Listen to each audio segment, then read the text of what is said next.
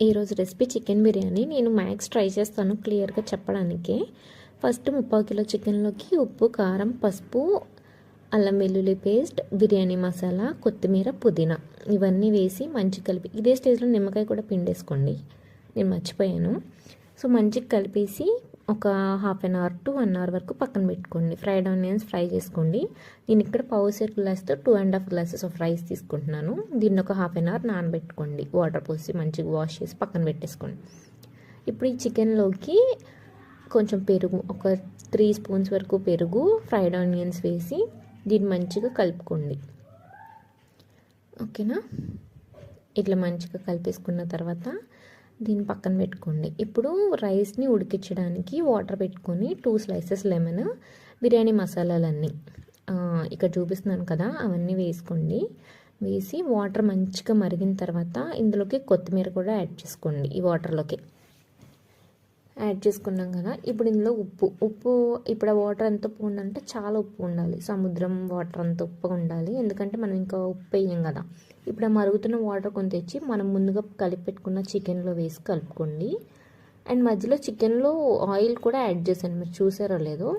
And తర్వాత ఇప్పుడు boiling వాటర్లోనే రైస్ వేసుకొని, ఇది ఫస్ట్ లేయర్ 60% కుక్ అయిన రైస్, ఇది ఇలా లేయర్ చేసుకోండి.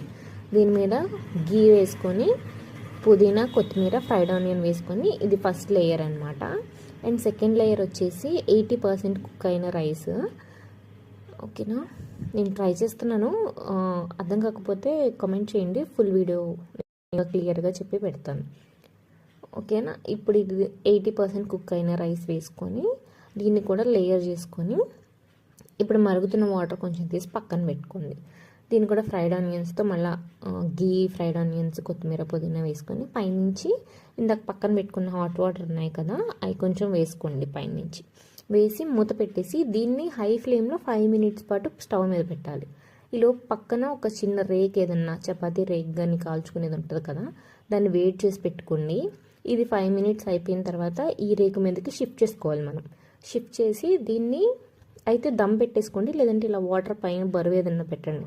అంటే అది మీరు బిర్యానీ పైన పెట్టే మూత మీద డిపెండ్ అయి ఉంటుంది అనమాట. ఆ మూత కరెక్ట్గా కూర్చుంటే ఓకే, లేదంటే కనుక చపాతీతో దమ్ పెట్టండి. ఓకేనా? ఇప్పుడు ఆ రేకు మీద పెట్టిన తర్వాత 15 మినిట్స్ మీడియం ఫ్లేమ్, 5 మినిట్స్ సిమ్మర్లో పెట్టుకొని ఆఫ్ చేసేసుకోవడమే. మీరు దమ్ పెట్టుకుంటే ఓకే, లేదు ఇలాగ నేను పెట్టుకున్నట్టు పెట్టుకుంటే స్పూన్ అట్లా గుచ్చి లేపితే వాటర్ మనకు తగలవన్నమాట. తగలకుండా ఉన్నంత వరకు చేసుకోవాలి. అంతే, బిర్యానీ రెడీ. నేను మ్యాక్స్ చెప్పడానికి ట్రై చేశాను. కామెంట్ చేయండి ఫుల్ వీడియో కోసం.